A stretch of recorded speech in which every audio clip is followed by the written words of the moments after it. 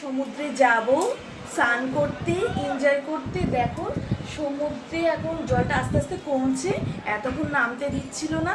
এখন দেখা যাক গিয়ে কি পরিস্থিতি থাকে, তারপরে স্নান করব।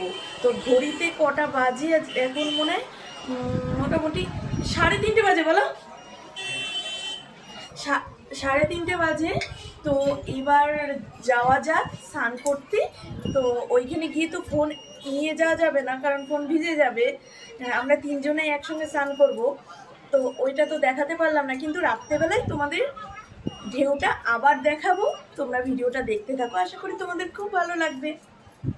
দীঘা থেকে স্নান করে আসলাম, দেখো কাদা লেগে একদম যাচ্ছে, তাই অবস্থা পুরো কাদা ভর্তি হয়ে গেছে। তো দেখতেই পাচ্ছ, এবার হোটেলে এসে এবার স্নান করে নিতে হবে। দেখতে পাচ্ছ ওই যে সমুদ্র, তো ওইখানে বেশ এনজয় করলাম। ছেলে তো খুব মজা পেয়েছে, আর দেখতেই পাচ্ছ মুখ চোখের অবস্থা পুরো বালি বালি, মানে পুরো বালি বালি হয়ে গেছে এই যে। আর এই তো দেখতেই পাচ্ছ কি অবস্থা। তাও দারুণ এনজয় করেছি, ভীষণ এনজয় করেছি, বেশ মজা হলো। মাঝে মাঝে কিছু সবসময় বাড়িতে থেকে না থাকার থেকে একটু এই যে দীঘা বা সমুদ্রের জায়গায় পাহাড়ে একটু ঘুরে আসা ভালো, মনটাও ভালো হয়ে যায়। তো দেখতে থাকো ভিডিওটা, আশা করি তোমাদের ভালো লাগবে। হোটেলে এসে স্নান টান করে রেডি টেডি হয়ে বেরিয়ে পড়লাম, লিফটে আমরা যাব একটু ঘুরতে। তো তোমরা দেখতে থাকো, আশা করি তোমাদের খুব ভালো লাগবে। দেখো আমার ছেলে কত এক্সাইটমেন্ট যে লিফটে যাবে, ওই সব কিছু করছে। আর ওর অভ্যাস রয়েছে, কারণ ওর দাদুর যেই নার্সিংহোমে লিফট রয়েছে, তার জন্য কোনো অসুবিধা হয়নি। তো ওই সব কিছু টিপছে, দেখতেই পাচ্ছ।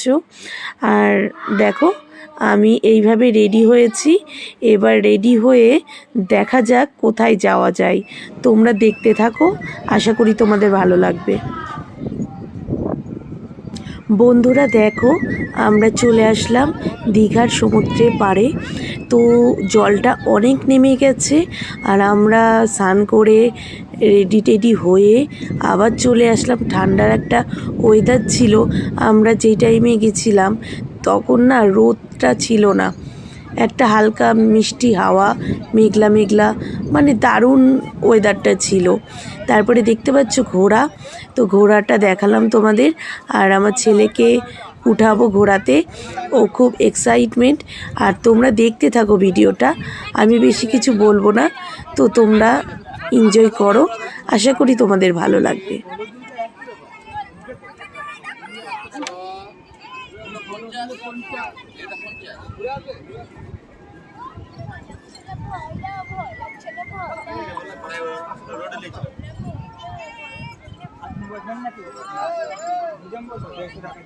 তিশান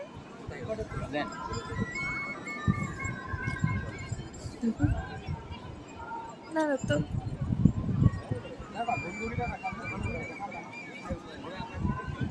ঘোড়ায় উঠে কেমন লাগছে? ভাল লাগছে?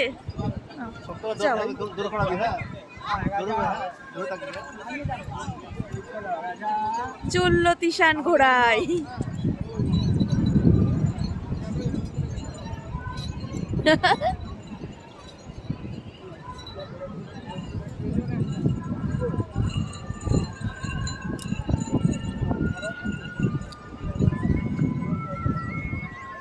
আমার ছেলে ঘোড়ায় চেপেছে।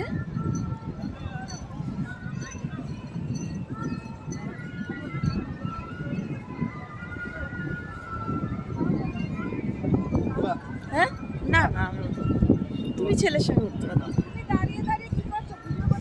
সমুদ্র এইখানে এতক্ষণ পর্যন্ত জল ছিল, বলো আস্তে আস্তে কমে যাচ্ছে। হ্যাঁ দারুণ লাগবে তখন।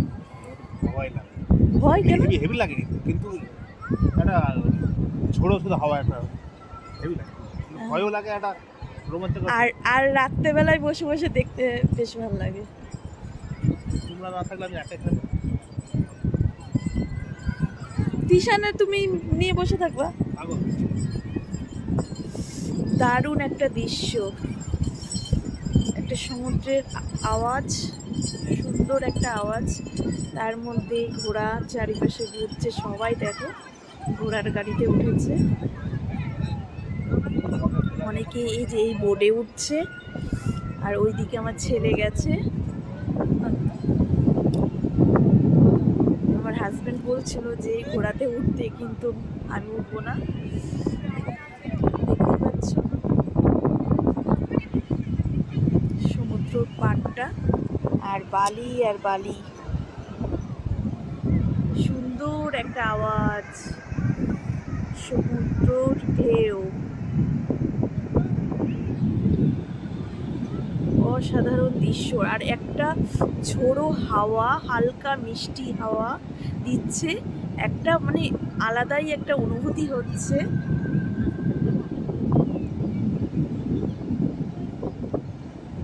মানে একটা রোমান্টিক অনুভূতি, যে দুজন ভালোবাসার মানুষরা যদি আসে হাতে হাত ধরে, তারপরে এই সমুদ্রের পাড়ে হেঁটে যাওয়ার, একটা ঠান্ডা হাওয়া আসা, অসাধারণ,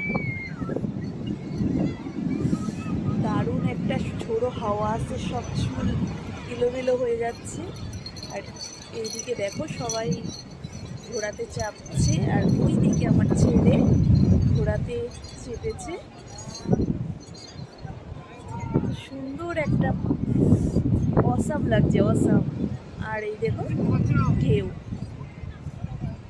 তোমাদের কতটা দেখাতে পারছি বুঝতে পারছি না, কিন্তু সুন্দর একটা অনুভূতি হচ্ছে।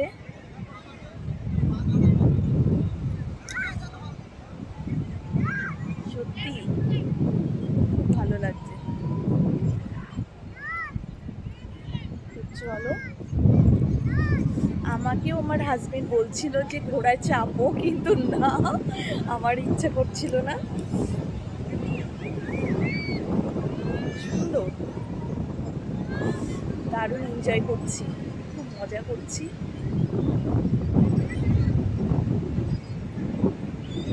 তো চলো দেখতে থাকো, আরও কিছু দেখাবো তোমাদের, তোমরা কিন্তু ভিডিওটা স্কিপ করো না, আশা করি তোমাদের ভালো লাগবে।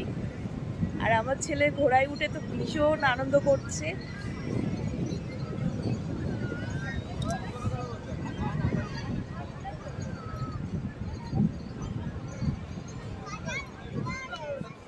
ওই যে আমার ছেলে, ওই যে কত সুন্দর লাগছে, দারুণ দারুণ। এবার একবার দাঁড়াও, দাঁড়াও, ঠিক আছে। ওয়াও,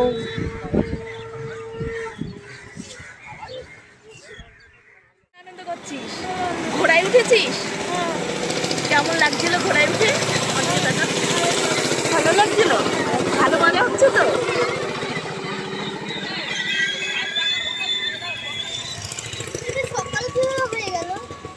হ্যাঁ, ফোনে সকাল হয়ে গেল, আর চারিপাশে অন্ধকার, তাই তো? বন্ধুরা দেখো, এটা হলো দীঘার জগন্নাথ মন্দির।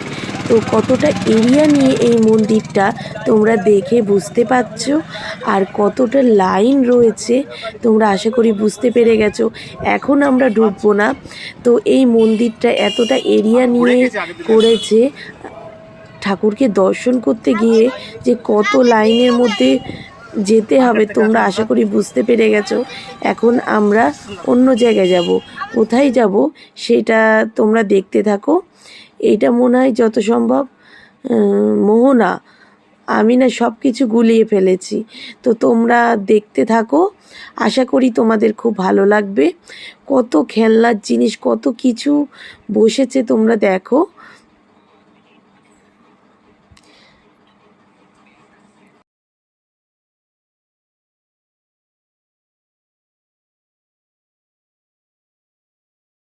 দীঘাতে গেলে এই জিনিসগুলো দেখা যায়, কত রকম মাছ ফ্রাই করে দেয়, তো সবাই দেখো কিনছে।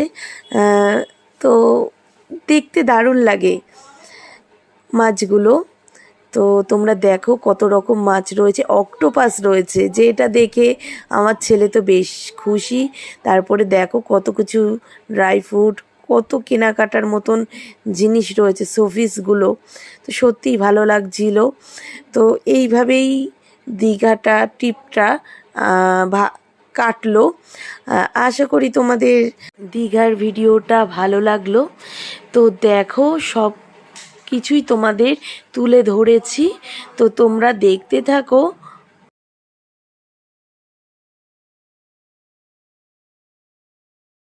বন্ধুরা, ওল্ড দীঘায় এসে বিশ্ব বাংলার যে দেখো, বিশ্ব বাংলার এখানে এসছি, তো কিছু ফটো তুললাম, তোমাদের দেখাই, তো দেখতে থাকো।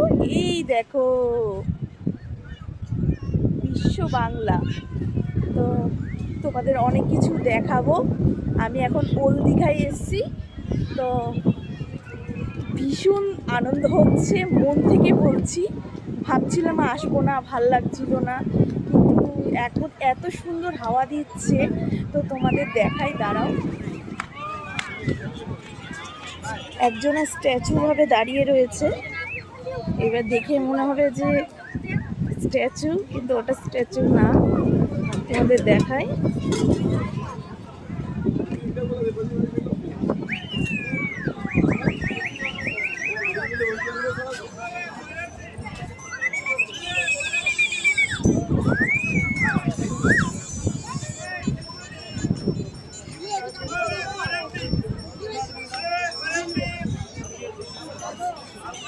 দেখতেই পাচ্ছ,